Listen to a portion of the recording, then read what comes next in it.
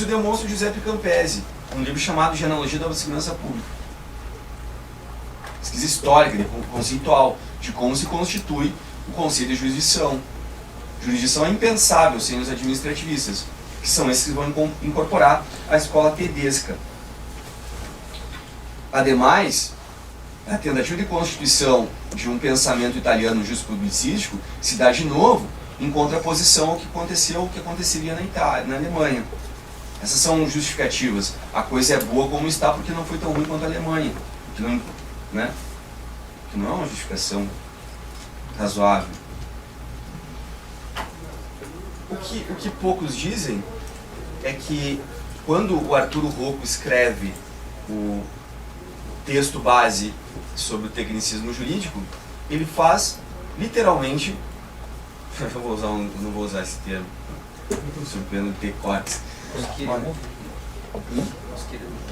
Não, ele fez um plágio de ideias, então. É do Orlando. O Orlando escreve pela primeira vez o movimento tecnicista. O movimento tecnicista do Arturo Rocco, o Arturo Rocco, ele é um leitor do Orlando, e o Orlando é quem primeiro chega às conclusões que o Arturo Rocco chegou. Só que o Arturo Rocco não cita o Orlando, não cita. E o Orlando, ele é uma conferência na Universidade de Parma, a produção palermitana do Orlando. E ele está tentando fundar uma ciência do direito público. E isso faz com que ele tenha que tentar afastar alguns conceitos que andavam rondando o direito público sob pena de colonização. Portanto, o que faz o Orlando é organizar um sistema de conceitos de direito público. E que o Rocco vai tomar em consideração. Então, depois eu vou chegar a algumas questões levadas pelo Orlando. E que são inéditas. Essas são inéditas. O Orlando é o cara que traduz o Jelinek para o italiano. E que faz a apresentação do trabalho. Teorias dos direitos subjetivos públicos. Que é, inclusive, veja, porque é tão ruim de se falar e ficar preso numa teoria de direitos subjetivos públicos. O Manzini tem uma conferência em que ele fala para assegurar, né, na instrução, eles chamam de instrução preliminar, que é a investigação preliminar. A investigação, sem os advogados, sem a defesa, é justificada a partir dos direitos subjetivos públicos. Teoria dos direitos subjetivos públicos. Então, perceba que ela tem um parâmetro. A teoria dos direitos públicos subjetivos, ela concebe os direitos como concessões estatais. Isso já vinha da teoria tedesca e é acentuado especialmente pelo Orlando. O Orlando escreve dessa forma e o Arturo Rocco vai replicar. O tecnicismo propriamente penal, ele acaba absorvendo então essa justpublicística. O individualismo ou liberalismo, ele está no seio dessa justpublicística. Tanto assim é que Orlando, como eu disse, o Orlando escreve muito antes do Arturo Rocco. O Arturo Rocco escreve em 1910. O problema é que há um certo giro, uma crise aqui no direito, que é a crise de justificação externa, como eu havia mencionado também. O Sbrick vai usar uma expressão, ele chama de civilística penal. A civilística penal é a incorporação das metodologias tecnicistas. Diz assim, olha, existia uma penalística civil, essa era do Carrara, era do Beccari, do Verri, esses autores. A penalística civil. Porém, no mesmo seio do liberalismo aparece uma civilística penal, que vem, em parte, embutida na crítica da escola positivista. Os positivistas faziam a crítica da prisão dos iluministas à metafísica. Os metafísicos trabalham com um método dedutivo e, portanto, não conseguem verificar o êxito das ciências experimentais, método experimental, observação, empírico. vem com os antropólogos, antropologia criminal, vem com Lombroso, mas vem com outros tantos autores, não só ele. Nessa dinâmica, então, a juspublicística, que é alimentada pela Alemanha, vai dar a base principal para que o direito penal tente se espelhar em alguma coisa. O direito penal se espelha no direito administrativo para tentar organizar seus conceitos. E esse é o primeiro problema, porque para se espelhar lá, vai ter que criar o método, que não pode ser um método metafísico. Nem também pode ser esse dos positivistas, porque esses fazem o direito sucumbir a nada. Eu não consigo controlar o que esses caras estão fazendo. Então, quando o Arturo Rocco escreve, ele escreve nessas condições de tentar pensar uma estrutura liberal, embora um liberalismo conservador, mas liberal, de direito penal. Com isso, com esse giro, com essa mudança para a civilística penal, como diz o Sbricoli, penalística civil, os iluministas, civilística penal, os tecnicistas. Mas é uma mudança dentro do liberalismo, de um liberalismo preocupado com as justificações externas e com os direitos, portanto, um liberalismo progressista, por um giro para um liberalismo conservador ou reacionário. Estou usando ou, não porque são sinônimos, mas porque o Sbricoli fala em conservador, eu penso que seja reacionário. Não é, veja, o ou, eu estou dizendo, não é para ser usado como sinônimo. Eu, particularmente, penso que é um liberalismo reacionário. Esse problema aqui, né, o Orlando, quando ele escreve, voltando só um passo, o título da palestra dele se chama Os Critérios Técnicos para a Reconstrução Jurídica do Direito Público.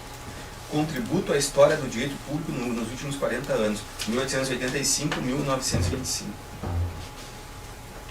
Esse autor aqui, ele estabelece, portanto, a base, a partir do direito administrativo. Vem, então, o Arturo Rocco. Eu vou pular várias coisas que eu poderia falar aqui, mas acho que não seriam tão interessantes. O Rocco, o primeiro texto importantíssimo do Arturo Rocco, se chama Objeto do Delito e a Tutela Jurídica Penal, no qual essas categorias vão ser, pela primeira vez, manipuladas. Então, quem não ouviu a ideia de pretensão punitiva, atribuído ao Calbini. Calbini fala em exigência punitiva e o Arturo Rocco foi pensar a ação como direito penal em andamento. Ação penal para o Rocco é direito penal em movimento. Quem nunca ouviu falar do direito subjetivo de punir? Esse é fantástico. Porque a linguagem do direito, ela força explicações. Né? Eu falo direito. Qual é o direito, como é que o Estado tem o direito de punir? O Estado tem o direito de punir porque tem alguma coisa antes. Tem o crime. Sim, o crime é uma infração ao direito do Estado. Se você pensa no direito administrativo, tem que ter uma relação bilateral. Ao direito de um corresponde o dever de outro. Se o delinquente ele comete uma infração a um direito do Estado, que direito seria esse que o Estado tem em relação ao indivíduo prévio ao cometimento do crime? Qual é o direito que o Estado tem em relação ao sujeito antes do cometimento do crime? Se o crime é infração a um direito do Estado. Esse é um ponto quase sem saída. Se estivesse numa teoria democrática, mas a gente não está, então a saída é fácil. O direito à obediência do súdito ao Estado. Esse é o direito lesado. Está nesse texto, Objeto do Delito, é um texto que foi traduzido por aquela editora de Buenos Aires e Montevideo, a BDF, que está em espanhol, esse texto. O próprio, em termos da ausência de uma separação, o próprio Enrico Ferri confessa que eles estão falando a mesma coisa, num texto chamado Fascismo e Escola Positiva na Defesa Social contra a Criminalidade. É um texto de 1926. Eu sou meio neurótico, fonte, esses dias eu cheguei a cogitar de ir para a Itália tentar achar, Eu estava atrás de um livro que eu não consegui. Esse aqui eu consegui. É um texto. Aí eu mandei para o Franco Volta, que é o maior sebo, né, de livros na Itália.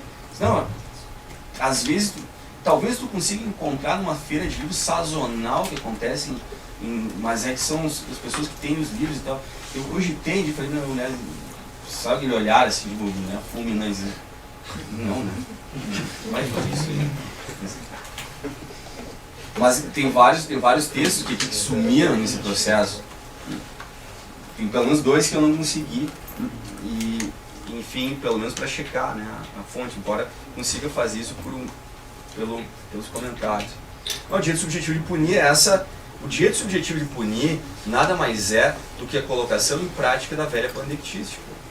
É por isso que eu estou falando dos caras que aparentemente tem nada a ver com o processo penal. O Rocco, de uma maneira liberal conservadora, ele põe em ação os conceitos tutelados pela escola pandectística, né, pelo Savigny, pelo Iering, pelos romanistas, pelo Jelinek. Um segundo aspecto é que, e aí diz o Padovani, o Túlio Padovani, que é um dos caras que eu mais gosto, né? Tanto escreve sobre direito penal, processo penal, mas por ser um cara autenticamente crítico. Ele vai dizer que esse liberalismo do Rocco produziu uma espécie de sublimação autoritária. Ou seja, de que é esse contexto, é essa forma de produção que permite a sua utilização para fins os mais variados, para fins os mais tenebrosos possíveis.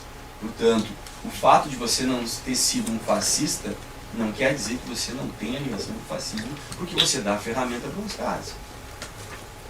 Quer dizer o quê? Que o cara escreve será utilizado pelos fascistas por conta de toda a sua asepsia, pretensa asepsia política. Então, um instrumento frágil, um instrumento débil. Quando Arturo Rocco escreve, então, a famosa Prolusão, Problema e o Método da Ciência do Direito Penal, que inclusive está disponível online, em italiano, nós não temos essa tradução no Brasil, infelizmente. Ele vai dizer assim: o primeiro problema é a crise do direito. Então, é difícil você encontrar um trabalho que não começa. O direito penal vive hoje uma crise. Meu, eu já não gosto, eu já nem leio mais. Hoje começa, hoje. Dirá o Zaffaroni, né, lá na origem do discurso crítico, de crise em crise.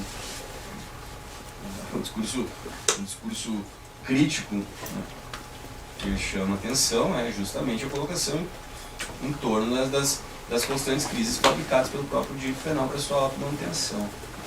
Agora, o que o Arturo Rocco enfatizará é a necessidade de construção de um método. Então, a construção do método é o aspecto primordial para o Arturo Rocco. E ele vai dizer assim: iluminismo e escola positiva não são problemáticos, porque eles não constituem necessariamente uma coisa completamente diversa em relação ao outro, porque ambos têm métodos improdutivos. Então preciso conformar um outro método. Mas o que é problemático no Brasil é dizer que a proposta do Rocco constitui uma ruptura com o positivismo. O próprio Rocco diz que não há uma diferença muito clara entre positivismo e iluminismo do ponto de vista metodológico. Um é indutivo, outro é dedutivo, um é experimental, o outro é metafísico, mas esses aqui não servem, nenhum deles serve. Um porque produz um enclausuramento, o outro porque produz uma abertura, então nada disso presta. Não há uma ruptura porque ele vai tentar manter essas estruturas disciplinares em funcionamento em prol do direito, é a domesticação das categorias positivistas, ou ainda a utilização daquilo que o iluminismo produziu que pode ser aproveitado. Ele não é botar tudo fora. Ele é um liberal conservador, não é um cara que vai criar algo do zero. No Brasil se diz corriqueiramente, eu estou dizendo isso da melhor doutrina, que houve uma ruptura, não houve. Especialmente quando você abre um livro de direito penal como as ciências auxiliares. Aí vem a criminologia, né? A criminologia é uma ciência auxiliar. Então, qual é a possibilidade da criminologia ser uma disciplina escravizada em funções da pena? Quer dizer, a ideia do direito penal. Logo, isso para não falar de outras, né? criminalística, né? Às vezes o cara nem sabe a diferença entre criminalística e criminologia, trata uma coisa por outra. Esse mesmo livro, são dois autores que eu acho que um sozinho não conseguiria escrever. Ele ensina que no final uma das propostas do livro dele é a formação do perito criminólogo. Meu Deus! Vocês não têm ideia do que isso representa em termos de enfim, volto a dizer, é um livro que tem 4ª edição, uma livraria, uma editora grande, mas vendeu muito, o estrago já foi grande. Sim, esse é um tipo de livro que tinha que ser, sei lá, juntamente, isso é o Ministério da Saúde que controlar. O que o Roco fala, e aí tem um problema, não é de ruptura, é de separação, é de distinção. Distinção entre ciência do direito e demais ciências, isso é uma coisa. Ruptura, isso é outra. Isso é outra completamente diferente. O Roco nunca escreveu ruptura, nunca escreveu isolamento, nunca escreveu separação obrigatória completa. Então esse é o primeiro erro de regra da tradição, não só brasileiros. Vários textos falam numa espécie de cisão. Distinção, porque o Arturo Rocco especifica que o objeto, então, na ciência penal é composto de 3 elementos. O primeiro elemento se chama exegese. Toda ciência penal precisa da exegese, embora ele diga que isso seja uma literatura inferior. Segundo, dogmática, esse é o momento. Esse é o momento em que o Rocco desenvolve um fechamento. Mas esse fechamento ou clausura dogmática do direito penal em relação a outras questões não é necessariamente algo pertencente exclusivamente ao tecnicismo. A dogmática vai produzir conceitos que fazem sentido dela para ela. Então falava de um artigo que foi contra a minha vontade, foi aprovado na revista, parecer, mas substitui a teoria da ação pela teoria racional do Hayek. Então, crime e preço é a mesma coisa. Ou ainda um outro, o dolo segundo Jacques Lacan. Essa é a minha reação. Essa é a minha reação. Então, perceba, o fechamento é para que tenha um sentido a dogmática, para que a dogmática possa ser um organismo que possa dar soluções para casos. Agora você imagina lá, então, você pega, sei lá, um exemplo ridículo, mas crimes de resultado seria segundo a teoria quântica. Quando você publica, pergunto, você chega num processo e diz, não, mas ou ainda ou ainda crimes de resultado segundo a teoria das supercordas, né? Qual é o sentido de você?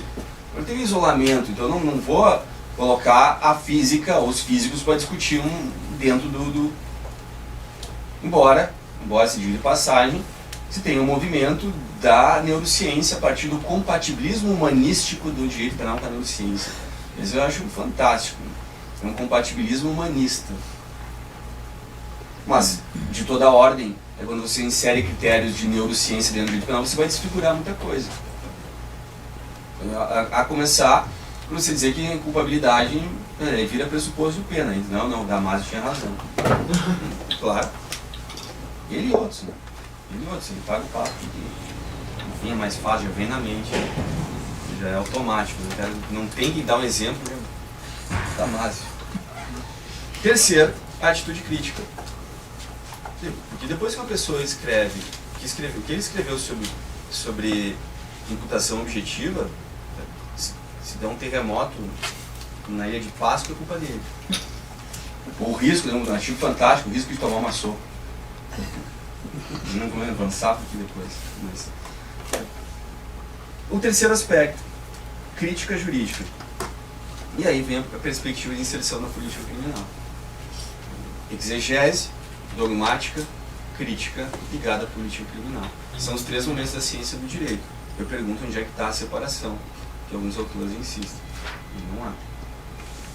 O que o Rocco faz, e isso é a herança que nós temos, é de trabalhar com ciências auxiliares do direito e do processo penal. Então vem lá, vem a criminalística, vem a criminologia, vem a antropologia, vem o direito civil, todos faz uma lista, né, de 74 ciências auxiliares.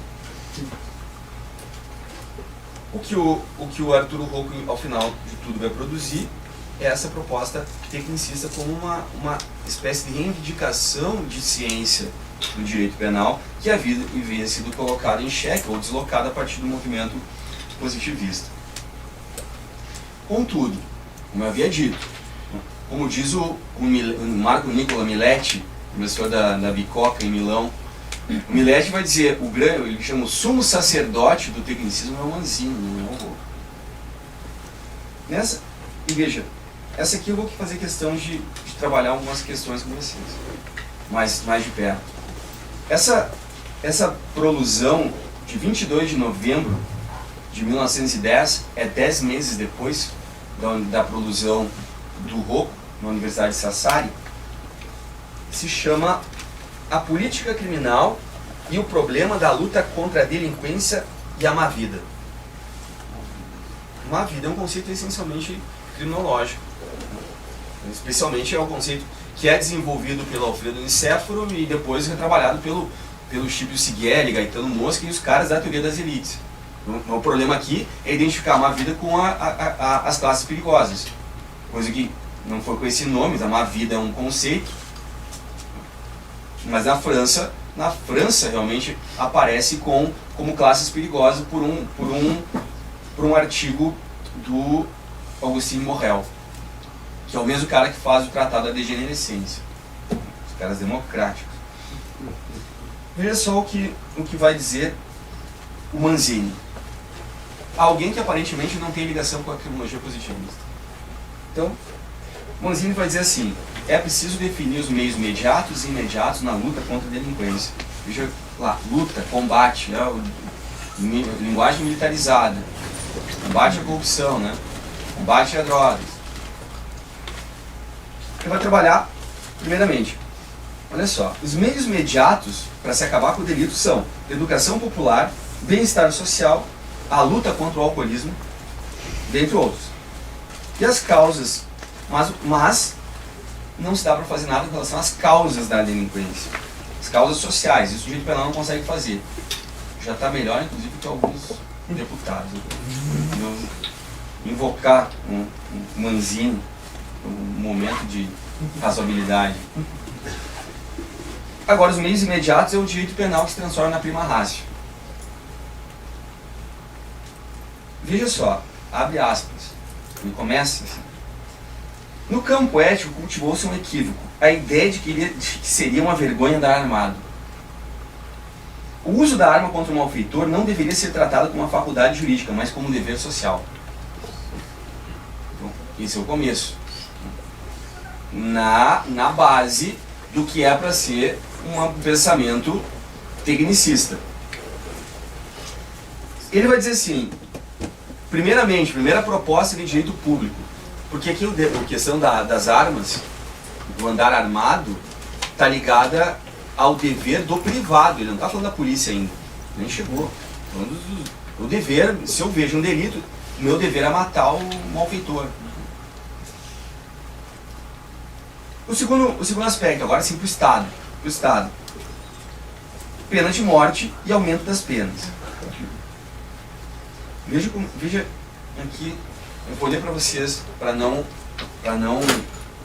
mentir não mentir nada.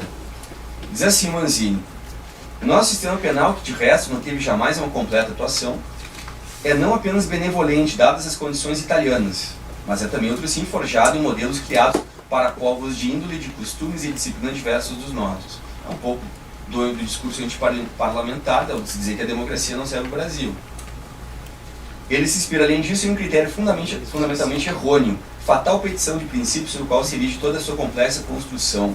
O seu espírito se adequa muito mais à psique de gente culta e honesta do que àquela dos malfeitores. Acreditou-se que eles sentem e sofrem moralmente do nosso modo, atribuindo assim à restrição da liberdade pessoal um valor que a gente abjeta ou a gente simplesmente inculta e pobre está bem longe de se lhe atribuir. A isso se acrescente uma boa dose de sentimentalismo afeminado em benefício dos piores membros de nossa sociedade e uma valoração muito igualitária, abstrata e cega das coisas conhecidas como direitos da personalidade individual. Agora, vocês peguem os tratados de direito penal brasileiro e vejam quanto citam Manzini. Melhor, me mostrem aqui quem não cita Manzini.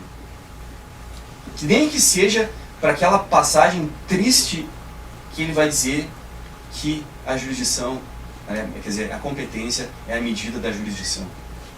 Nem que seja para isso está ali o Manzini, para dar esse conceito pobre. Né? Pena de morte. Então ele vai sustentar aqui. Não vou ler para vocês, vou poupá-los. Mas ele vai dizer mais. É preciso também reinstituir a pena corporal, através do que ele chama de medidas policiais. Veja só, essa eu vou ler. Os agentes da força pública são hoje, no Estado italiano, munidos de armas por ironia, porque as portam, mas não podem usá-las. O justo critério de que não se deve fazer uso das armas sem absoluta necessidade contra a massa é bem diverso daquele para o qual os guardas não devem empregar as armas, a não ser em caso extremo, contra os malfeitores que os agridem ou que se rebelam. Na prática, ambos os critérios se identificam, e os malviventes sabem disso, se aproveitam e crescem em audácia. Então, uso de arma, pena corporal. Mas não é mais. Veja que vai além. E agora o Manzini começa a avançar nas políticas de segurança pública.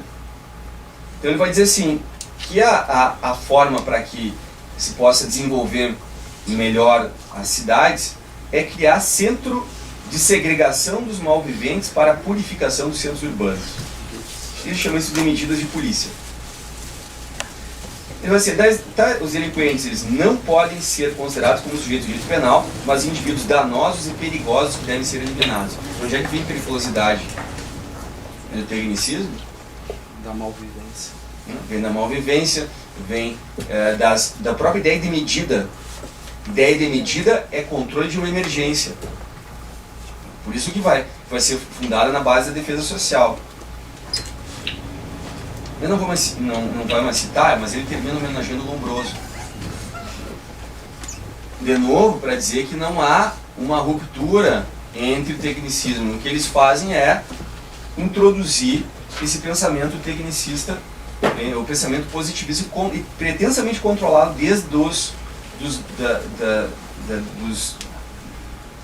do plano interno do direito. Então, o tecnicismo ele faz uso do positivismo. Fez uso, melhor dizendo. Agora, se nós tomarmos em consideração uma outra circunstância que vai acabar sendo produzida, porque no momento em que é preciso formular tudo desde a base do direito público, disse, vem da Alemanha, vem no direito publicista, vem para o direito penal e vem para o processo. Processo civil antes, processo penal depois.